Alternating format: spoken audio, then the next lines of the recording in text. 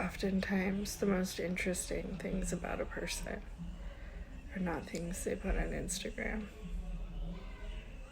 This is my story.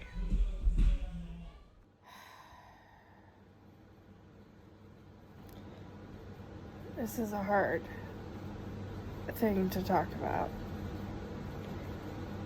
but I am a believer in authenticity and in transparency and in being real, even when it's uncomfortable and even when it's something you don't want to hear. And I know a lot of people are not going to watch this and turn it off, and that's fine.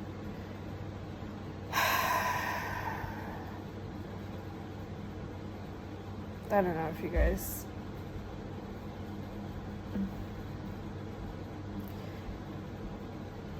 Three years ago, I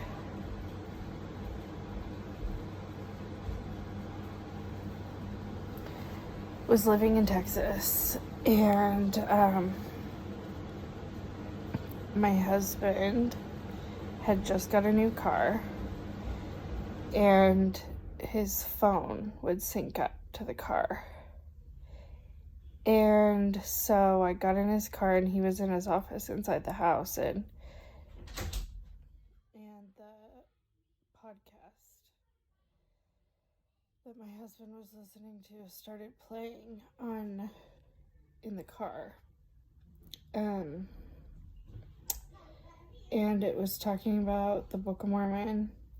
It was talking about Laban and Nephi, and it was really not the tone of anything I had heard coming from the church before. It was like they were laughing about it and they were making fun of it, and then one of them said the F word, and I turned it off and I stormed inside the house, and I was like, what are you listening to? Like, I was seriously upset. And he's like, oh, nothing, it's just these guys, they joke about the Book of Mormon, they're not serious, blah blah blah, it's nothing. And I looked at his computer, and it said, what is a faith crisis? It's like an article or something, and the title was in big font, so that's all I really had time to read. And I said, Abe, what is a faith crisis? I've never even heard that term before. I don't even know what this is. And he brushed it off and was like, oh, it's nothing, it's just some research I'm doing.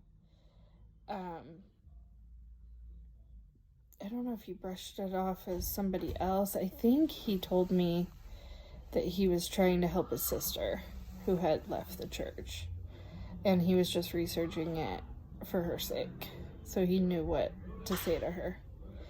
And we had been through this for a couple of years because my husband had been in the bishopric in Santa Cruz where we lived, and so he had dealt with people losing their faith, and especially his sister. He really wanted to help her, so he would research it. Anyways, I was like, okay, whatever. So I left the house, and I kind of didn't think anything of it because Abe had always watched movies that were like rated R every now and then, or he had really, that's the only thing he'd ever done. He really liked good movies. So I just kind of brushed it off as one of those things. Like, oh, it just said the F word. They were whatever. I don't know exactly what I thought. I don't think I thought much of it at all. So I left the house, and a couple weeks went by, and he was listening to stuff every single night. Like, he would fall asleep with headphones in his ears. And I would be like, what are you listening to? I kept getting annoyed. And he's like, oh, nothing. I'm just interested in this or that. And so then this was after Christmas. Or was it Christmas? We went to Austin. So we were living in Dallas and we were going to drive down to Austin, Texas for New Year's Eve. So we get in the car, and on the way down there, Abe and I had always taken long drives and talked about the church and religion and why this had happened and why we thought this was going on and why the prophet said this, we analyzed and talked about it over hours and hours and hours of road trips. And we had been always really interested in the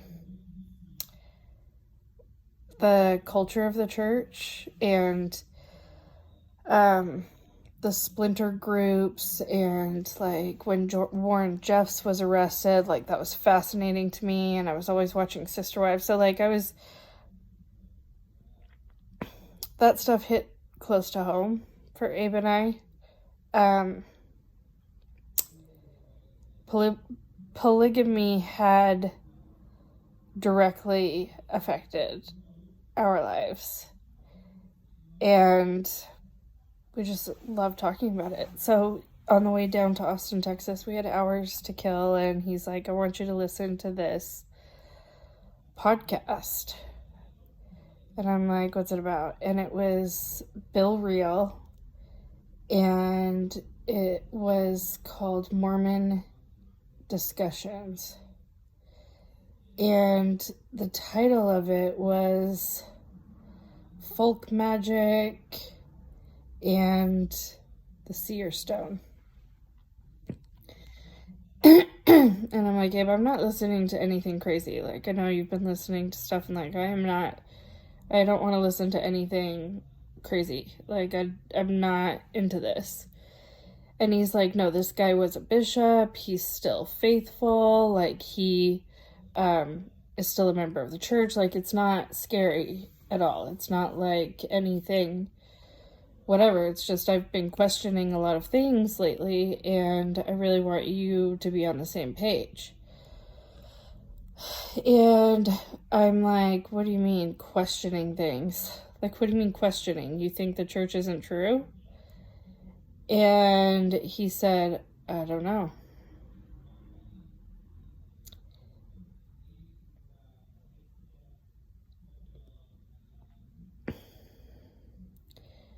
And I remember when he said, I don't know, I felt this like shockwave go through me. And I was like, I don't think I processed it, because pretty soon after that I was like, okay, I want to hear what this guy is talking about. Like, I want to hear why you're questioning things. So we can talk about it. Didn't think anything of it. I was a convert. I'd never really heard of people losing their testimonies, I just didn't know what to expect. So,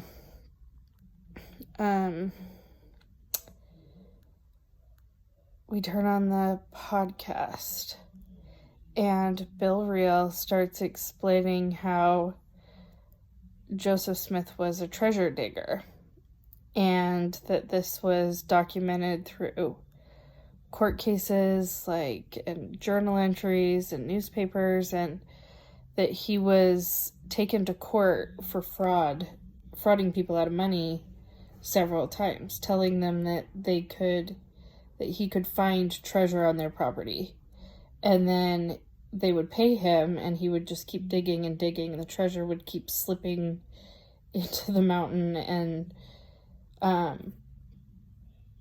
the correlation of that, and then him finding the Book of Mormon, and that the Book of Mormon, the golden plates, would always keep slipping. And then part of the story they were talking about was folk magic, and how the Book of Mormon was guarded by a toad that turned into a Spaniard with a slit throat, and that was the guardian protecting it, and that that when he went out there, he had to draw a circle of blood with a dead dog, like just absolutely insane stuff. And it seemed to me all in one 45-minute long episode that I didn't know anything about Joseph Smith, and I didn't know anything about the history surrounding how the Book of Mormon really came to pass.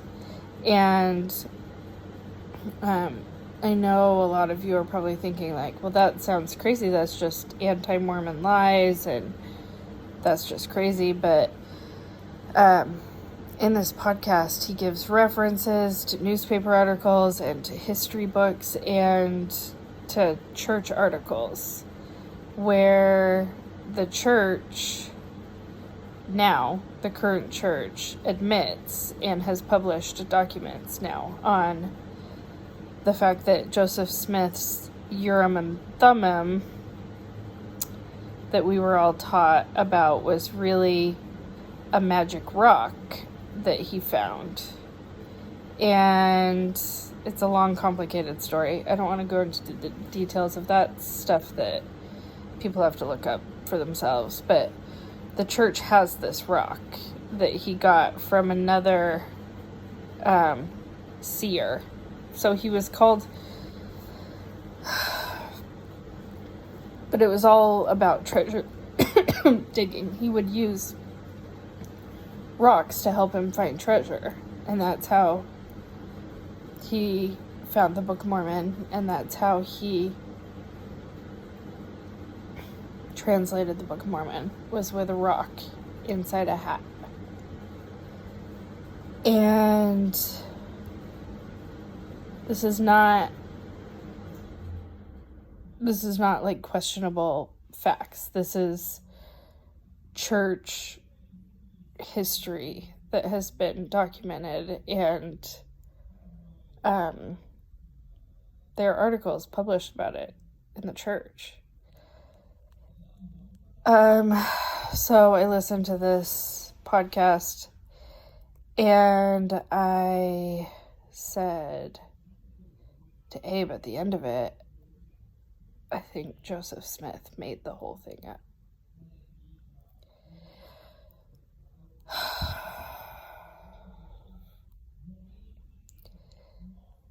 And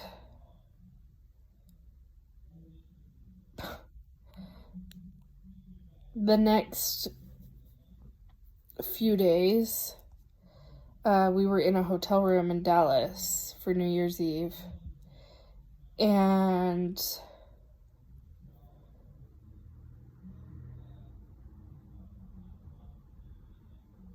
we listened to podcast, and I cried and cried and cried. And we listened to podcast after podcast after podcast on church history. And everything fell apart. Crashed. In the faith crisis world, they talk about a shelf. Okay, things that make you uncomfortable while you're living your religion. But you have no explanation for it, and you have no way of whatever, so you put it on a shelf. Like, that feels weird. I don't like that. Put it on a shelf. And the second you let into your mind that the whole thing might be made up, the whole thing, it's plausible that it's not true,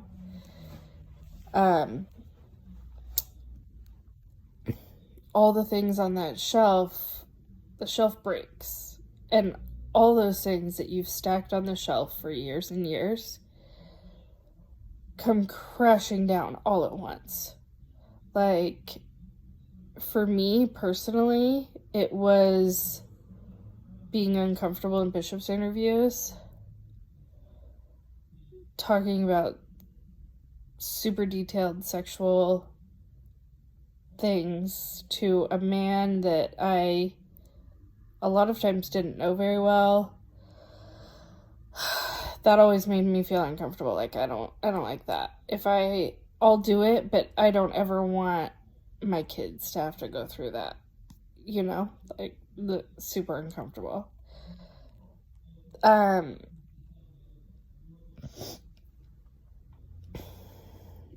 thing that was really bothering me in my time of the church was gay marriage. And not specifically gay marriage, because I truly believed that marriage was a religious institution and you couldn't take religion out of the institution. So let religions decide who gets to be married. That was my stance. Because rationally that made sense to me. Super judgmental, super close-minded, but that is how I justified it. I didn't know anybody personally that was being affected by this, so it was easy for me to say, that's a hypothetical situation. Why can't they just not get married? But I was teaching Sunday school, and there was a little girl that would come to my class, and her dad was gay. And she would come to my Sunday school class with her grandparents every week. And she wanted to be baptized with her peers and with everybody else, and her birthday was coming up.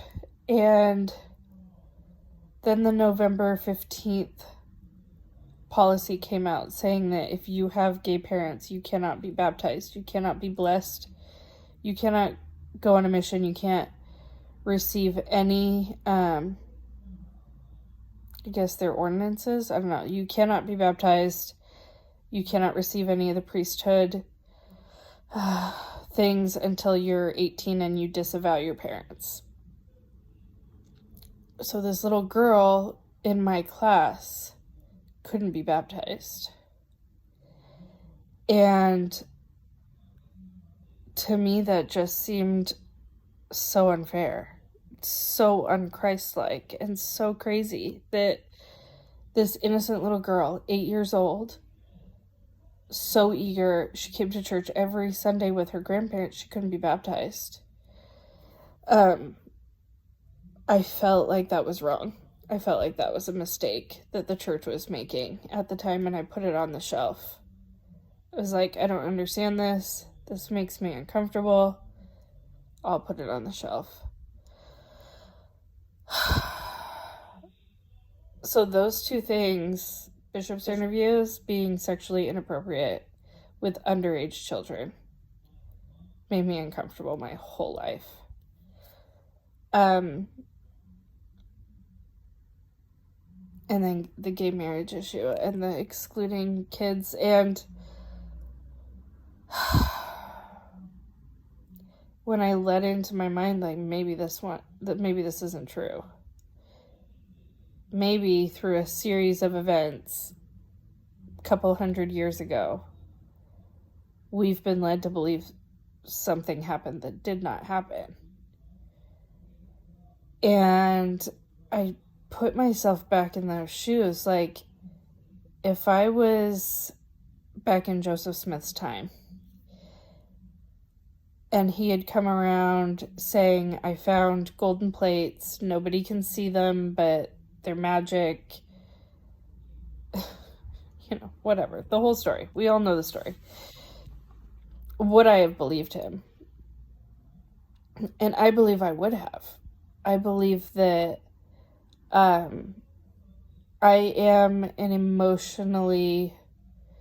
was an emotionally led person. Feeling the spirit, feeling emotions, led me to make the choices that I made. I did not spend a long time analyzing, processing, or really researching any big decisions in my life. If I wanted to move home, I would move home. If I wanted to get this job, I would get this job. If I wanted to quit, I would quit. But as I've had kids and as I've gone through a lot in my life, I've discovered that I really have changed in my personality. I research things, I process, I think a lot. I move slower, I make more methodical decisions, and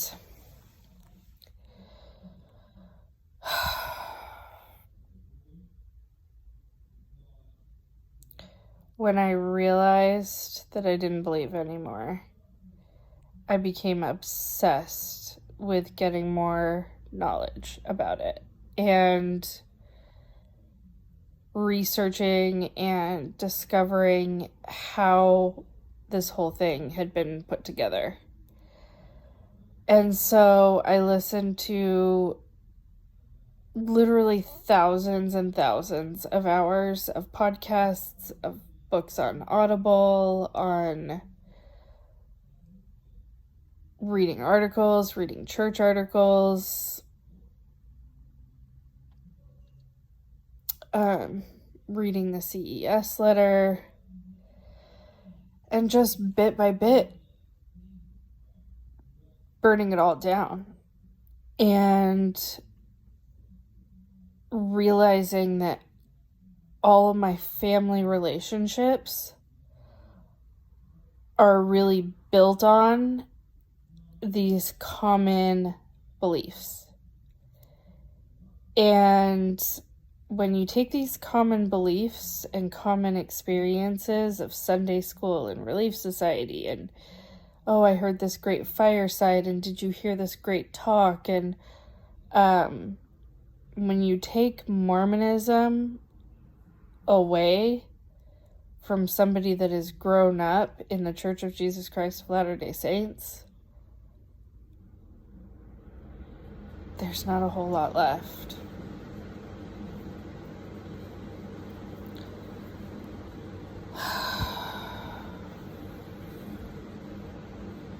There's just not a whole lot left. There's just not. And it's nobody's fault. It's nobody's to blame. But you lose a lot of relationships. You lose a lot of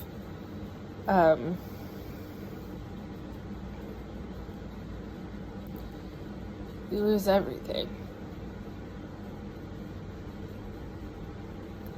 Because if you voice your truth, and if you stand up for what you believe in, because as a Mormon, I believed I was a truth seeker.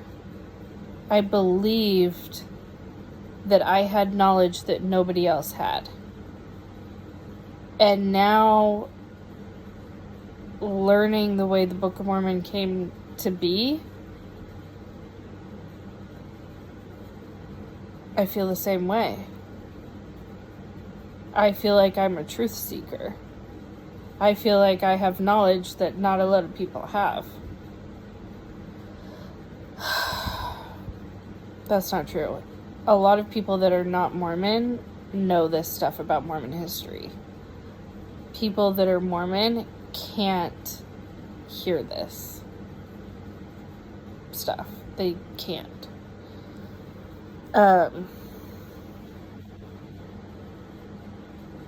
I've lost friendships. I've lost family relationships.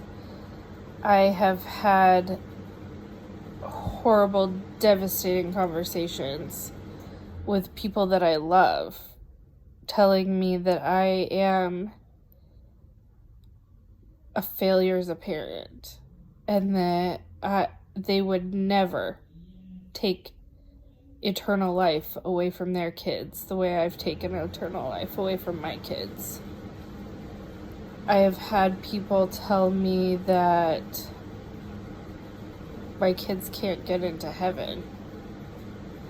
I have had people tell me that I'm being led by Satan.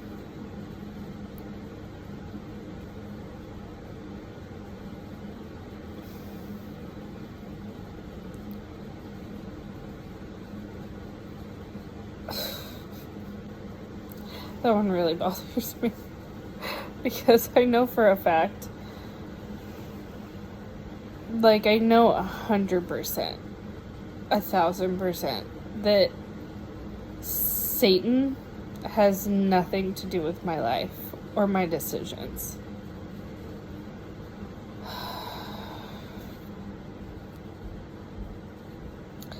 I am, for the past 3 years, it's been insanely difficult because my husband and I processed things differently, and we both changed a lot leaving the church.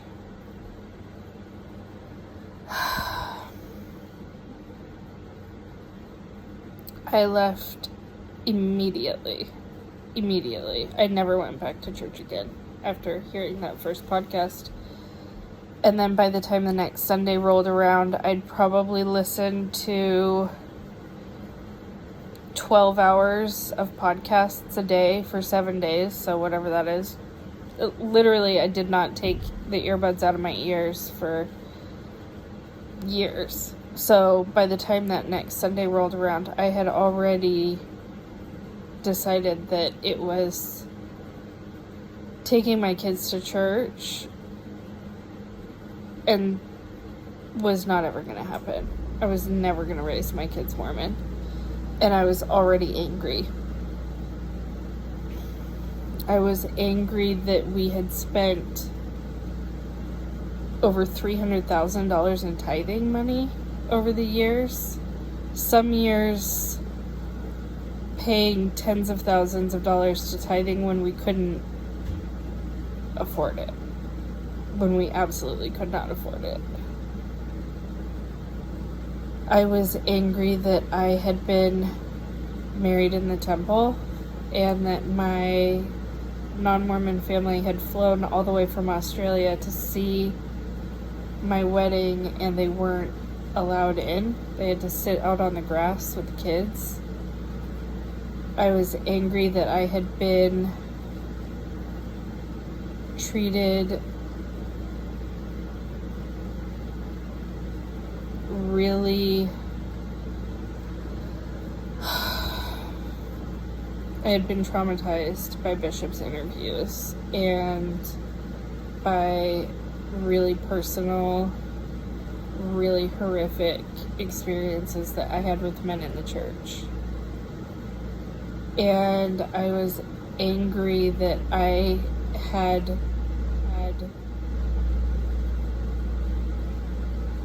been a part of the Prop 8 movement, and that I had stood up in one of my college classes that I was taking at the time, and because the prophet told me to, and I had borne my testimony about how marriage should be between a man and a woman, and I had hurt specifically a gay guy that had been sitting behind me in that class who started to cry when I started to talk. And I was ashamed of the judgments that I had passed on people while being true to my faith. I was angry. And I was not going to let my kids be taught things that were not true. And I took all my garments off because I had learned about the temple. I had learned about all kinds of stuff during my podcast. I'd taken all my garments off and put them in a box, and I was upset, and I told Abe, I'm like, I'm not going back. I'm never going back. And I don't want my kids to be Mormon, and I don't want anything to do with this. And he said, I'm not ready to do that.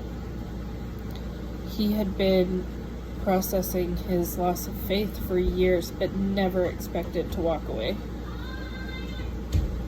And so he took our kids to church by himself that day. And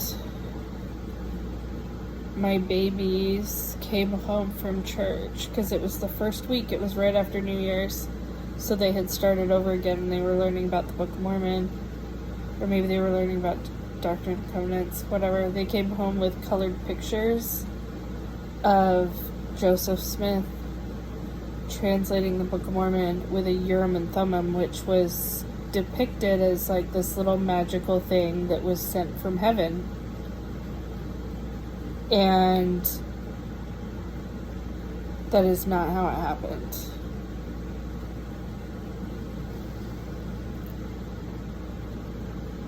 If you want to believe in the Book of Mormon as a divine thing, you have to acknowledge that it was translated by Joseph Smith with a magic rock that he found, that he put in a hat, and that he translated the Book of Mormon with the stone, not with any magical device. And you have to come to terms with that. The church has the stone. The church acknowledges the stone. There are essays about the Seer stone that the church has published. But for some reason, we're all misled through the artwork in the church, through the lessons starting in primary, that it was some mystical object, the Urim and Thummim. And my kids came home with these colored pictures, and I was like, no. No, they're not going to be taught by somebody who they view as an authority figure lies. They're not going to be taught lies by somebody and be taught that I'm being led away by Satan, their mother, who loves them more than anything. I love my kids more than any primary teacher or other family member could ever love my kids. And those people would have taught my kids that I was the enemy, that I was the one that was doing things wrong. Out of love. I'm not saying they would do it maliciously, but that's what had happened in my family. I was taught that my parents were sinners because they weren't strong enough, and I was the strong one, and it had torn my family apart. But I believed I was the righteous one. I was not going to have that. I was not going to have my kids taken away from me by church teachers that had the best of intentions. These lovely people that I had been once.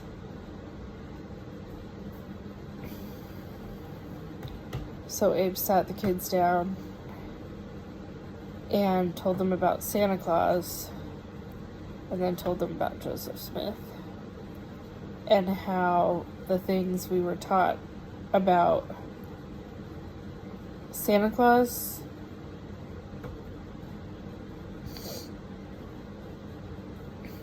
there was a correlation. It was like he was this magical, mythical creature. And Joseph Smith was the same way. And that even as adults, we had been lied to for years, for our entire lives, for Abe.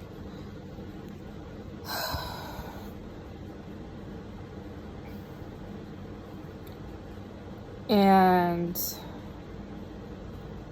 I called my mom and I told her what I learned, and she was like, oh my gosh, that's horrific. What are we gonna do? I can't believe this. So I was under the impression that everybody would leave with us, that everybody loved us, and that, like, oh, we're going to help everybody out and everybody's going to leave with us. So when I had this conversation with my mom, and she was like, okay, what are we going to do? I was kind of encouraged, like, okay, we're all going to leave. This is crazy. The stuff I'm finding out about the church is the craziest thing ever. And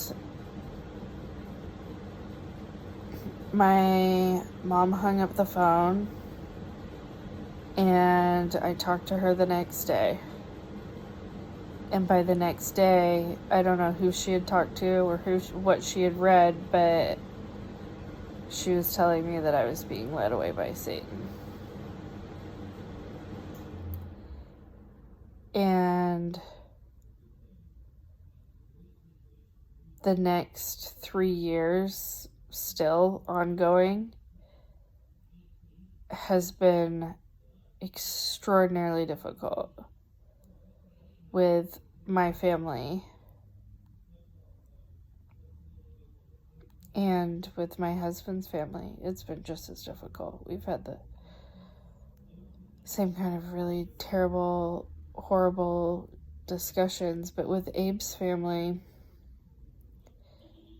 there's a level of respect, or I hope it's respect. They've told us, like, we know you're doing what you think is right, which is kind of a passive-aggressive approach to things, but that's how they avoid conflict, which is fine with me. I would rather avoid conflict than yell and scream at people about how their religion isn't true. It isn't what they've been taught. And so I have been, Abe and I feel like we have been completely cut out of the family for years. And we stopped getting invited to dinners on Sunday. Our kids stopped getting invited to cousins' birthdays, and family, we moved back to California, but family just kind of pretended we weren't here and acted like, oh, it's fine, it's just things are different now. Things are only different with us, things aren't really different for them. Just they don't want to see us anymore or have real conversations, because we try in the beginning. I mean, when you're viewing your life as you're deconstructing everything, like everything I knew, every single thing was not happening how I thought it was happening at the time. And you're a truth seeker. You're a missionary. You are a missionary even when you lose your faith. And you want to share with people the truth. Except your truth is different than it used to be. And you make a lot of mistakes in the transition. Like, you can argue with people, you can try and tell them about the Seer stone or the this or the polygamy or the church history or what a awful, horrible human being Brigham Young was, or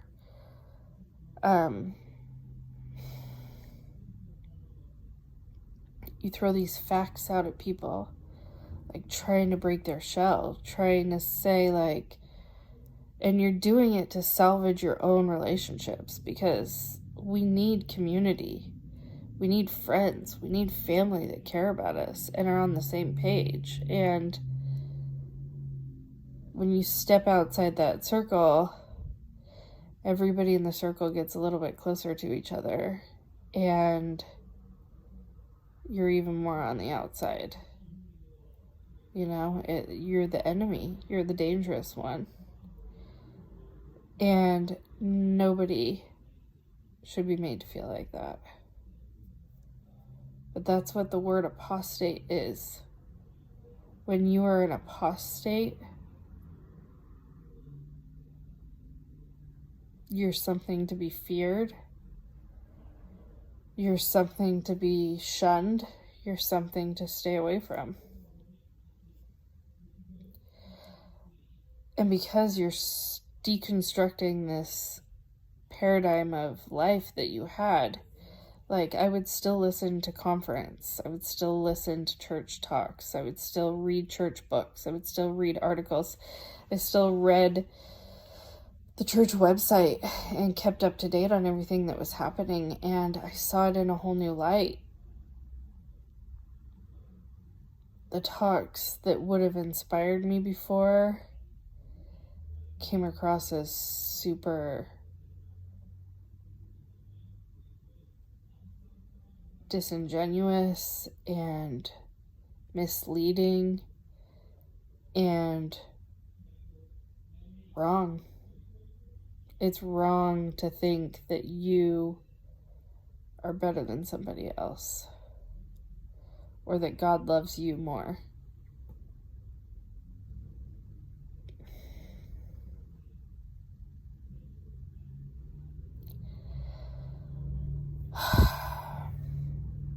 There's been a lot of pain,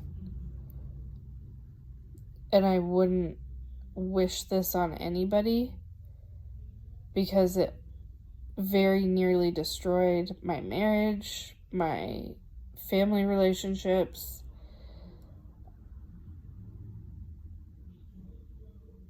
And it would do that to anybody. It's not, when you go through such a fundamental shift of, like, you question everything. Why did I have so many kids? Why didn't I get a college degree? Why did we move here? Why did we sell this? Why did I pick you? Why did I marry you? Why did we get married so young? Why did I have kids so young?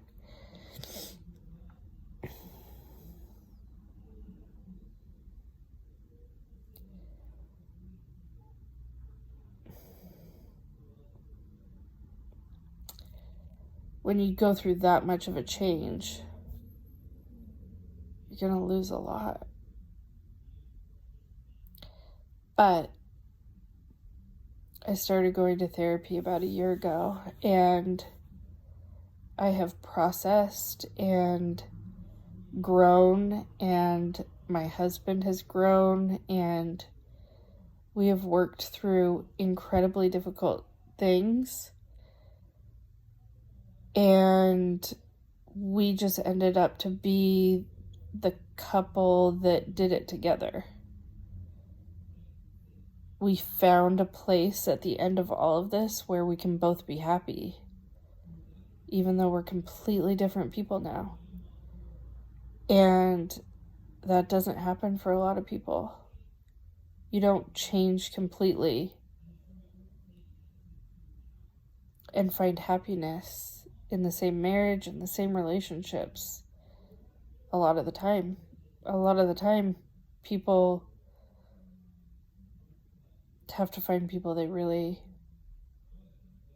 can relate to. And it's not the same people that you went through all this with. And that's not any fault of their own. It's just sometimes you grow in different directions. And it's sad. So now we're in this position where I have found realness. I am happy. I am satisfied. I know that the decisions I make are decisions that I'm making without any influence. And that I'm an adult. And that my husband is an adult. We can make grown-up decisions without any help from anybody else. And we are in an amazing place. And I've been to a lot of therapy and realized that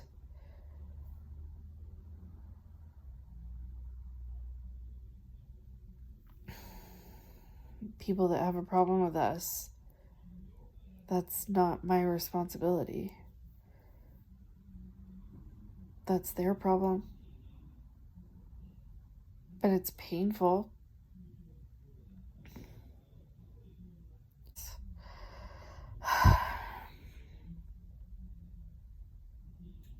I don't know how to not be anxiously involved in the cause of spreading truth. Like, that's who I was, that's who I am, that's who I've been.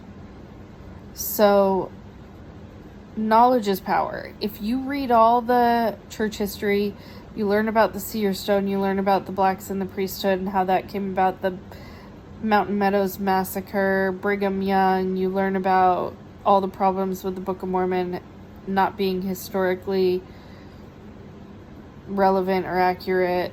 Like, if you learn all the basis and you still believe and you still want to be faithful, I'm not ever going to want to take that away from anybody. You can believe whatever you want.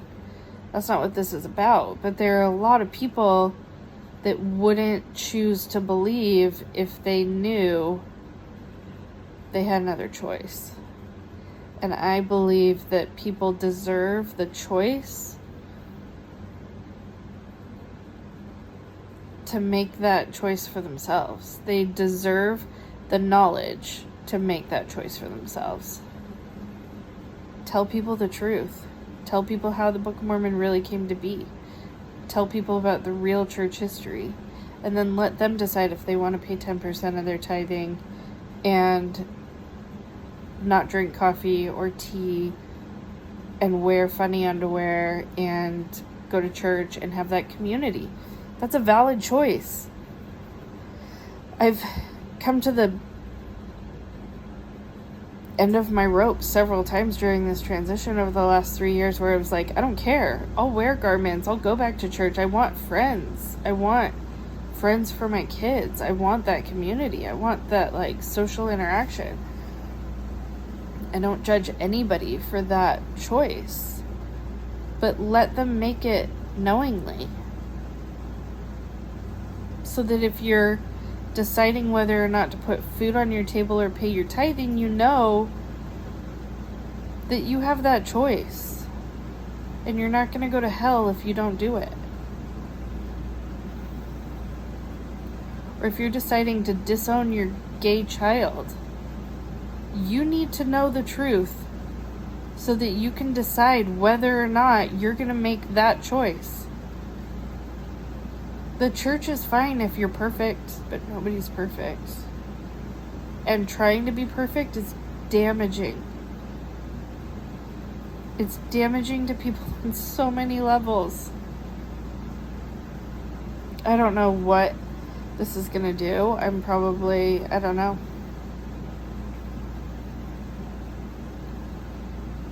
I just feel the need to share my truth. And this is my truth.